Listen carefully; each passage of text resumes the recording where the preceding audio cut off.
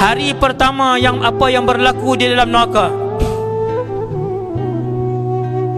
Ini tuan-tuan nak dengar Allah cerita dalam Quran. Setelah kesemua jin yang jahat, yang kafir dihumbankan ke dalam neraka, manusia-manusia yang jahat, kafir dan fasik, munafik dihumbankan ke dalam neraka, keseluruhan syaitan dihumban masuk dalam neraka, kesemuanya membontoti iblis laknatullahi alaih. Kesemuanya mengekori iblis di dalam neraka. Kesemuanya memaki hamun iblis di dalam neraka. Kesemuanya menyalah-nyalahkan iblis. Hang punya pasal menyesatkan kami ketika di dunia dulu.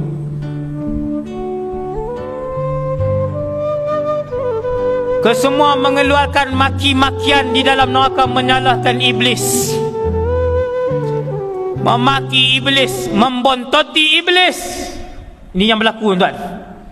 Sampailah bila keseluruhan penduduk neraka duk salahkan dia. Ini hari pertama. Ikut iblis, menyalahkan iblis, memaki hamun iblis. Iblis pun duduk di satu tempat yang tinggi. Maka berlakulah khutbah iblis di dalam neraka. Apa isi kandungan khutbah itu?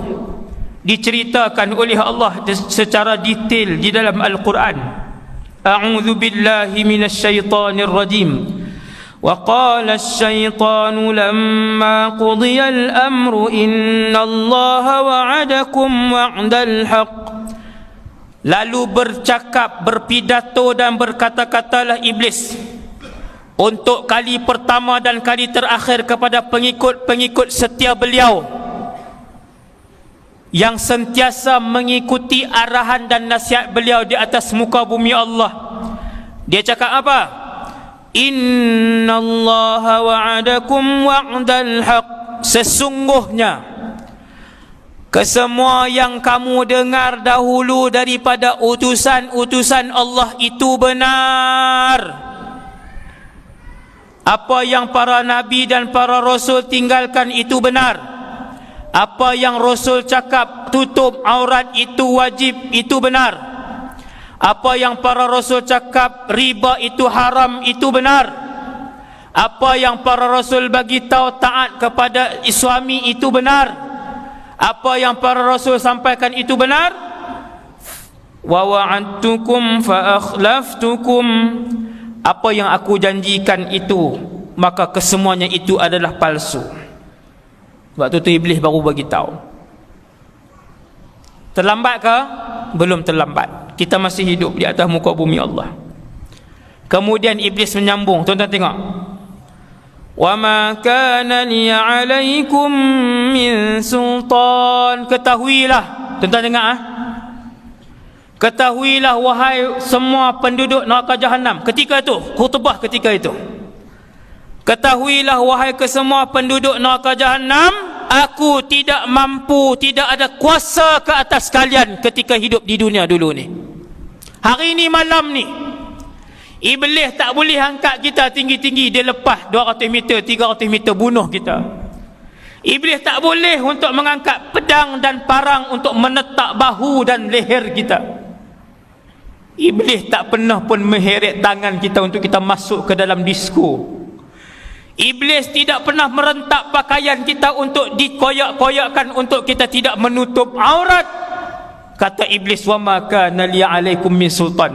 Aku tak ada kuasa pun dulu untuk memaksa kalian melakukan dosa dan maksiat kepada Allah. Illa an da'autukum fastajabtum li.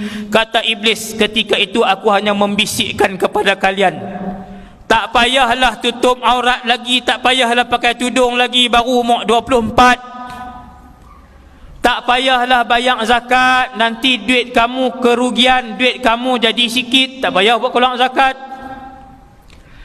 Aku hanya mampu bisik ketika itu, kalau nak beli kereta, nak beli rumah, guna bank konvensional yang ada riba, aku hanya bisik, tapi kamu ikut.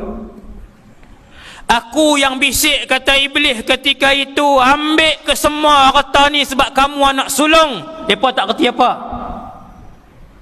Hasbunallah wa ni'mal wakil. Kata iblis, aku yang bisikkan kepada kamu, jangan bayar utang. Biar pilah kat dia, dia pun kaya. Hak hang hutang takat 1,200 tu tak jejah pun duit dia. Aku hanya boleh bisik. Fastajabtum li, kamu buat siapa yang suruh? Kenapa kalian menjawab dugaan dan godaan aku?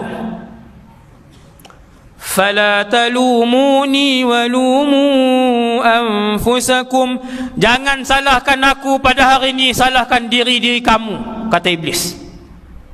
Ma ana bimusrikhikum wa ma antum bimusrikhi, aku tak boleh paksa kamu pun waktu tu. Aku tak paksa, aku bisik saja, dan kamu pun tak boleh paksa aku.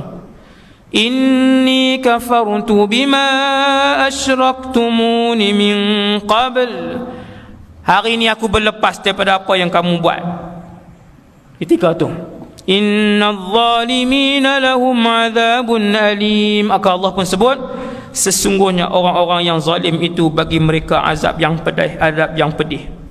Neraka dibakar 1000 tahun berwarna merah, kemudian neraka dibakar lagi 1000 tahun bertukar menjadi putih, kemudian neraka dibakar menjadi hitam sampailah malam ni.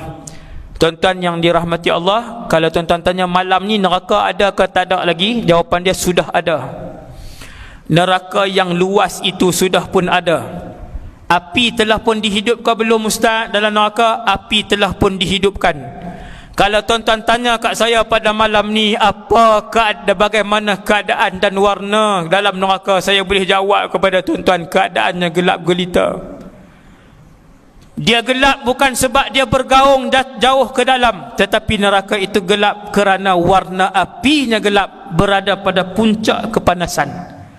Seandainya api daripada neraka Jahannam jatuh sebesar lubang jarum di atas muka bumi Allah, la ahraqa man fil ardi jami'a, maka akan terbakar seluruh penduduk bumi ini, kata Nabi sallallahu alaihi wasallam. Besar mana tuan-tuan? Api neraka kalau jatuh besar lubang jarum, jatuh atas muka bumi Allah, besar tu je.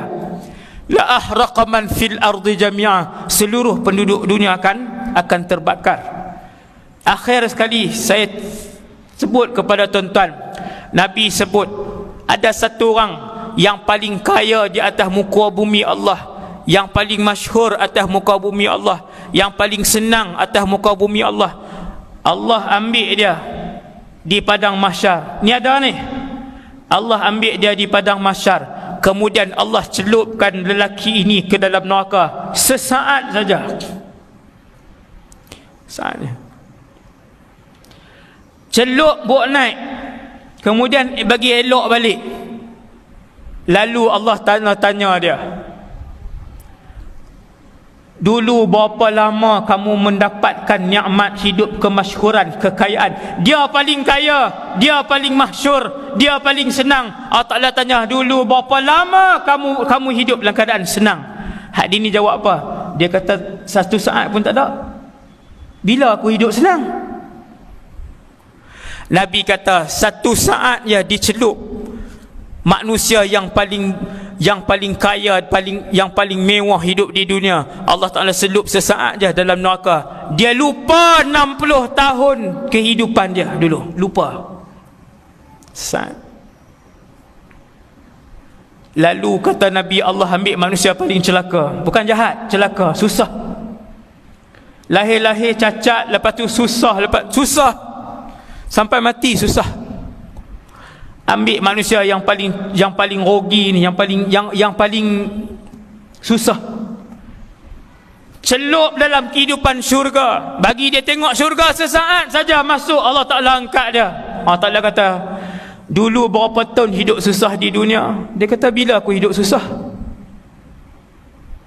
Dia kata, aku tak pernah hidup susah, aku senang. Kata Nabi, bayangkan tengok satu orang yang 100 tahun, 200 tahun hidup senang di dunia, sesaat Allah celup dalam syurga, lupa keseluruhan kehidupan dia di dunia yang susah dulu. Maka pakat-pakatlah kejar redha Allah, pakat-pakatlah pulun kejar syurga Allah.